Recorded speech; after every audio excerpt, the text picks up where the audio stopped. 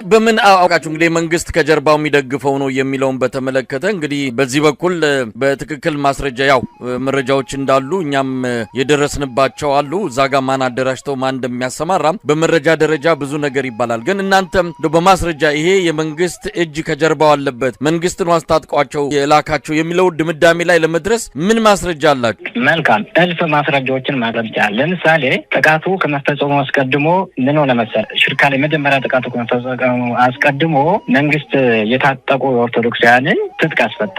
ህጋዊ የሆኑትንም ደግሞ በራሳቸው ለመከላከል የታጠቁትን መንግስት በአዋጅ እዛ የወረዳ የሚያስተዳድሩ ሰዎች ትጥቅ እንዲፈቱ አደረጉ። ከዛ እነዛ ምሽት መጥተው ጥቃት ይፈጽማሉ። ከዛ ኦርቶዶክሳውያን ጥቃት ደረሰብን ብሎ ሄደው ሲያመለክቱ አናውቃቸውም እንዲሁም ደግሞ ኦርቶዶክሳውያን 2-3 ሆነው በሚሄዱበት ወቅት እናንተ ፋኖ ናችሁ ብሎ መንግስት ራሱ ኦርቶዶክሳን ያሳድዳል። ኦርቶዶክሳን ለምሳሌ በጣም በሚገርም ሁኔታ ሌላ የሚያደርጉት ደግሞ ኦርቶዶክሳንን ራሳቸው ግስታይላት ራሳቸው ኦርቶዶክሳንን ደግሞ ነው ተዋጉ ብሎ ኦርቶዶክሳንን በፊት አስቀድሞ ኦርቶዶክሳን እንዲመጡ ያደርጋሉ። አስቀድሞ ማለት እና እልቂቱ ሲፈጸም ደግሞ ድረሱልን ሲባሉ ሆን ብለው ድምጻቸውን አጥፍተው ዝም ይላሉ ማለት ነው። ግን የኦርቶዶክሳን ጥቃት ኦርቶዶክሳን ለሚደርሰው ጭፍጨፋ ወደ ሚዲያ ሲወጣ ደግሞ መጀመሪያ መግለጫ የሚሰጡት እነሱ ናቸው።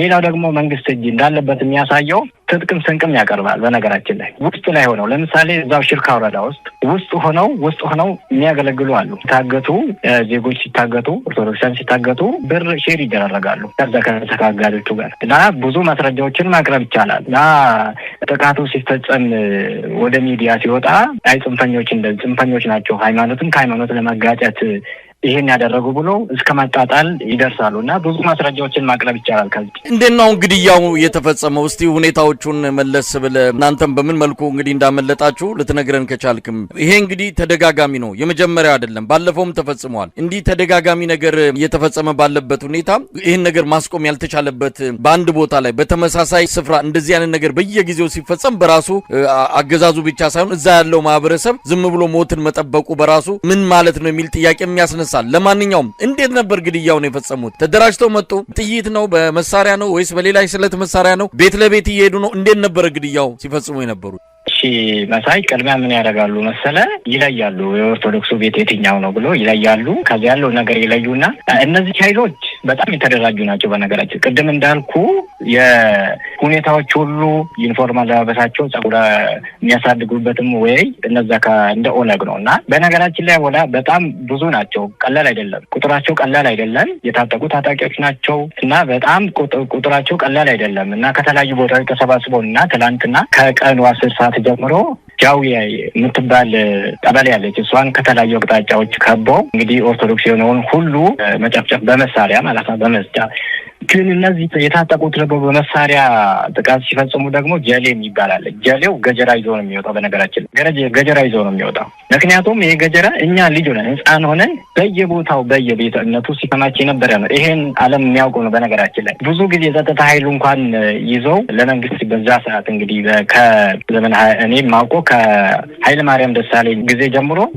ብዙ ገጀራዎች ገብቷል ወደኛ ወረዳ እና እነዚህ ጀሌዎች ይሄን ነው የሚጠቀሙት። ሌሎቹ እነዚህ ታጠቁት ደግሞ በመሳሪያ ነው እና ሌላው ደግሞ ኦርቶዶክሱ ምን ላይ ያለው ለምንድን ነው ዝም ብሎ የሚሞተው የሚለው አንዳንድ ቦታዎች ላይ ሲከላከሉ ሲሞክሩ መንግስት ራሱ እነዛን ያጠቃል። በነገራችን ላይ ኦርቶዶክሳውያን ራሳቸውን ለመከላከል ሲሞክሩ አይፈቅድም አገዛዙ እዛ ያለው የወረዳው መዋቅር እና በጣም አስቸጋሪ ነው ያለበት ሁኔታ። እውነት ለመናገር በጣም ነው የሚከብደው። አሁን ያለበት ህዝባችን በጣም ጭንቅ ውስጥ ያለው እውነት እንደው የሞቱት እኮ አሁን አርፈዋል። በቃ እነሱ ታድሏል ብዬ ነው መስሉ። ግን አሁን እኛ ያለነው በጣም አስቸጋሪ ሁኔታ ውስጥ ነው ያለው ነው ለመናገር። አሁን መቼ መጥቶ ይገሉን ይሆን የሚል ነገር ጭንቀቱ ያ ነው። እንደው ከአካባቢውን ጥሎ መውጣትም እንድትችሉ ነው ሆን ተብሎ በዛ አካባቢ ለረጅም ጊዜ ቤተሰብ አፍርቶ ሀብት አፍርቶ መንደሩን የራሱ አድርጎ የሚኖር ማህበረሰብ ነው ያለው፣ ተደበላልቆ ያለ ነው። አሁን ይሄ ጊዜ መጥቶ ነው እንግዲህ እንዲህ አይነት አስከፊ እልቂት እየተከሰተ ያለው። ነገር ግን እንደው ራስን መከላከል የሚቻልበት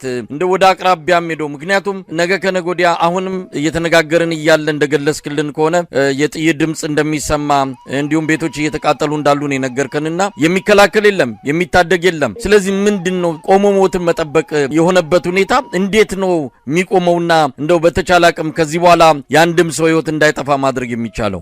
እሺ እንግዲህ ልጠቅስልህ እንደሞከርኩኝ ኦርቶዶክሱ አሁን ይፈልጋል፣ ወጣቱ ራሱን መከላከል ይፈልጋል። በነገራችን ላይ ምክንያቱም ራስን መከላከል በመጽሐፍ ቅዱስም በተፈጥሮ ህግም በዓለም አቀፍ ህግም የሚፈቀድ ነውና ወጣቱ በተሻለ መጠን ራሱን መከላከል ይፈልጋል። ግን አስቀድሞ ምን ያደረጉ መሰለ?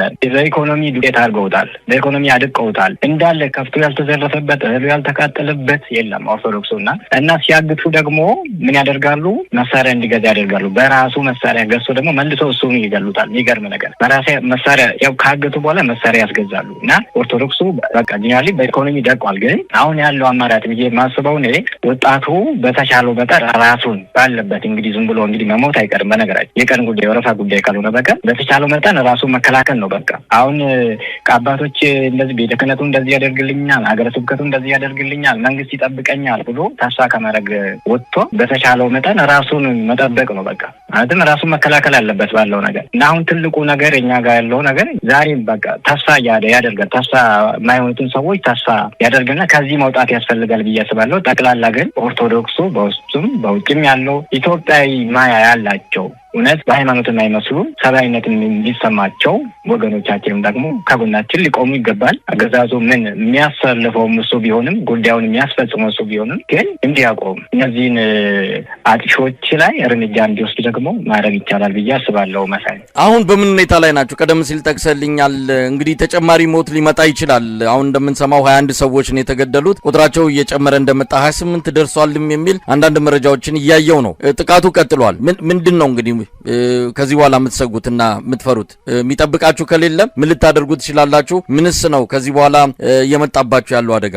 መሳይ አሁን ያለው ነገር ቅድም ልገልጽልህ ሞክሬ ያለሁኝ ስጋቱ እንደጨመረ ነው። በነገራችን ላይ ስጋቱ እንደጨመረ ነው። የቁጥሩ ጉዳይ ጠፍቶ ያልተገኙም ገና አሉ። ነገራችን ላይ ለምን ለማጣራትም በጣም አስቸጋሪ ነው። እንኳን ለመቅበር የሄዱት እንኳን በጣም በአስቸጋሪ ሁኔታ ውስጥ ነው ቀብሮ የመጡት። በጣም ጥቂት ሰዎች ናቸው የቀበሩት ቀብሩ ላይ ራሱ የተገኙትና ችግሩ ይቀጥላል። መፍትሄ ያገኛል። አንደኛ የሚፈጸመው ጥቃቱ በማወቅም ነው፣ በመንግስት ድጋፍ አለው። ሌላ ደግሞ በቤተ ክህነት በኩልም አቁሙ የሚል ኃይል የለምና ችግሩ እየባሰ ነው የሚሄደው ብዬ ነው የማስበው። መፍትሄውን ቅድም ጠቅሼልሃለሁኝ። ህዝቡ በተቻለ መጠን በእርግጥ መሸሽ አይቻልም። አሁን በጣም የሚያስጠላ ኳርሲ የመሬት አቀማመጡ ራሱ ያስጠላልና ዙሪያው የተከበበ ነው። አሁን እንደ ሌላ ክልል አይደለም፣ እንደ ሌላ ዞኖች አይደለም። የትም ማምለጥ አትችልም። በነገራችን በዛ ስትወጣ አሉ በአራት መቅጣጫ የተያዘ ነው እና ያለው አማራጭ ህዝቡ ራሱን ማዳን አለበት። ራሱን የሚያድንበት መንገድ ደግሞ በተቻለው መጠን ራሱን መከላከል ነው ያለበት ብዬ አስባለሁ። እኔ መሳይ እንደው ጥሪ የምታደርጉት አለ? እንግዲህ ይሄ የኢትዮጵያ ህዝብ ይህንን በከፍተኛ የሀዘን ስሜት እየተከታተለ ነው። በአገዛዙ በኩል መፍትሄ መስጠት አይደለም፣ በተለያዩ ብልጭልጭ ፕሮጀክቶች ሰው ትኩረቱን ወደ እነዚህ አይነት የሀገር ህመም የሀገር ስቃይና መከራ ወደ ሆነው ጉዳይ እንዳያተኩሩ በትንንሽ ብልጭልጭ ስኬቶች ማደንዘዝ ላይ ነው አገዛዙ ትኩረት ያደረገው። ስለዚህ የኢትዮጵያ ህዝብ ምናልባት የምታስተላልፉለት መልእክት ካለ? እሺ፣ የማስተላልፈው መልእክት መጀመሪያ በውስጥም በውጭ ያለው ኦርቶዶክሱ ምዕመን፣ ሁለተኛ ደግሞ ሲቀጥል በሃይማኖት ባይመስለንም በኢትዮጵያዊነት በሰብአዊነት የአዳም ልጅ በመሆናችን ብቻ የምናምን ሁላችን የሆነን ህዝብ እያለቀ ነው። የሚገርም ነገር 70% በላይ አርሲ ኦርቶዶክስ ከገጠሩ ተሰደው አልቋል ማለት በቃ ወደ ከተማ ተሰዷል። ኢኮኖሚ ደቋል። በቃ እውነት ዘሩ እየጠፋ ነው። የህዝብ ዘሩ በዝምታ ውስጥ ዘሩ እየጠፋ ስለሆነ ይሄን ህዝብ እንድትታደጉ ከዝምታ እንድትወጡ እውነት አውደ ምሕረት ላይ ቆማችሁ የምትሰብኩ አባት ዛሬ እውነት በፊታችን ቆማችሁ በሚዲያውም በየትኛውም ስለ ሰማዕትነት በቃ አትችሉ። በምን ሞራል ነው የምትሰብኩት? እና እውነት ይሄ እያለቅ ያለውን ህዝብ ድረሱለት ነው የምለው። ያለኝ መልእክቴ ነው። አመሰግናለሁ። በጣም ነው የማመሰግን። እንግዲህ መልሼ እደውላለሁ። ያለውን ሁኔታ እየተከታተልን እንግዲህ መረጃውን ለህዝብ እናቀርባለን ማለት ነው። እንግዲህ ራሳችሁን ጠብቁ። አመሰግናለሁ። እሺ መሳይ፣ እግዚአብሔር ያክብርልኝ። በጣም ነው የምናመሰግነው።